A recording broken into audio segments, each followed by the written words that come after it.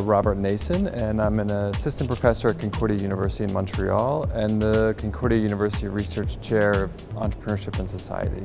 With this paper, frankly, the personal motivation is that going into my PhD, I read Edith Penrose's book, The Theory of the Growth of the Firm, and kind of fell in love with the way that she described firm growth and the way that firms use resources. And as that became kind of a basis for a dissertation, this is one of the papers out of the dissertation. With this one in particular, what we looked at is the way she talked about resources and distinguished between resources and services. That firms own resources, which are really bundles of services, which are particular ways you can use resources, kind of resources in action.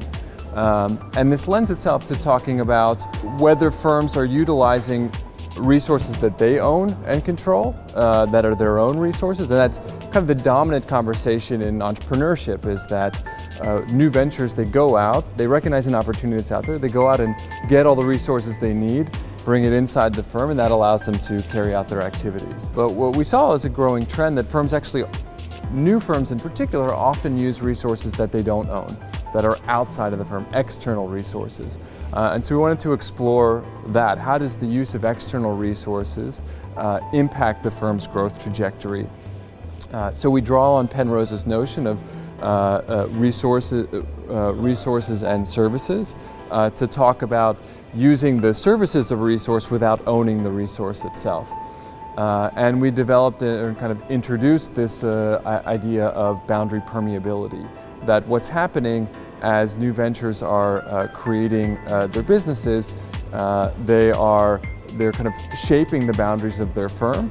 But much of the boundary conversation is about, are you creating something that's internal to the firm or external to the firm?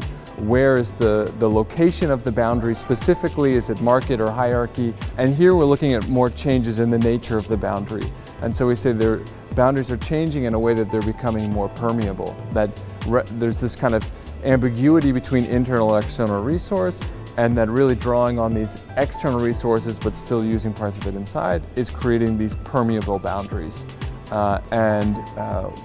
What happens to the growth trajectory for firms that use those external resources that kind of make their boundaries more permeable? And we focus that within looking at knowledge-intensive firms, and particularly the decision around using research and development resources. We focus on, in terms of the empirical sample, as a sample of knowledge-intensive startups in Sweden. There we provided them with surveys to get detailed information about whether they were using external resources, the degree to which they're using external resources, or the degree to which they're creating permeable boundaries.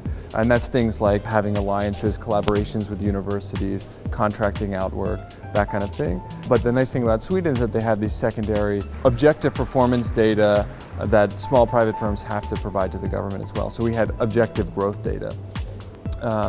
And so that was the empirical setting. The way we conceptualize it is saying that using more external resources creates a tension for new firms. And it's a tension basically between access and control. That by opening up your boundaries, you're getting access to more R&D resources, more knowledge, more new information, which can be useful for growth. But at the same time, that comes with a threat of control. That you are relying more on resources that you don't fully control, and in fact you become dependent on other actors. And so the more you do that, the more you might become subject to them.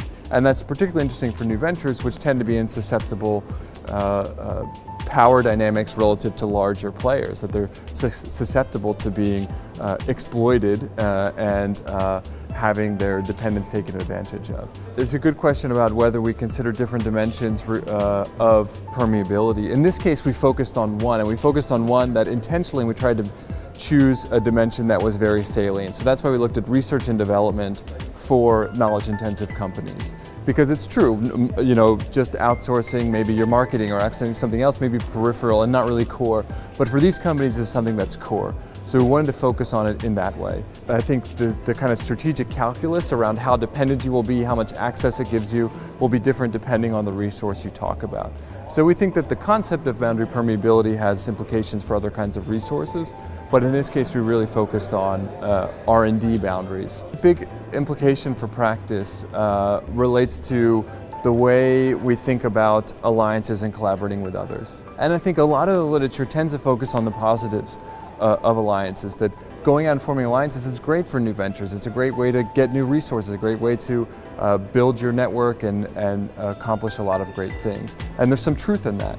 But I think there's much less focus on the downside, the potential risks of alliances, especially for new ventures that are kind of just in the infant stages of forming their boundaries and exactly what are they going to be, what is it that they do and what are their core competencies, that they need to be strategic and think about that and think about the risks of becoming too dependent on other people's resources, to realize that kind of weigh those pros and cons regarding access and control and try to build in safeguards regarding control. But I think recognize that there's a sweet spot to alliances and be careful in how the kinds of agreements you get into, the number of agreements you get into, and how you structure those agreements and that kind of resource exchange with other actors.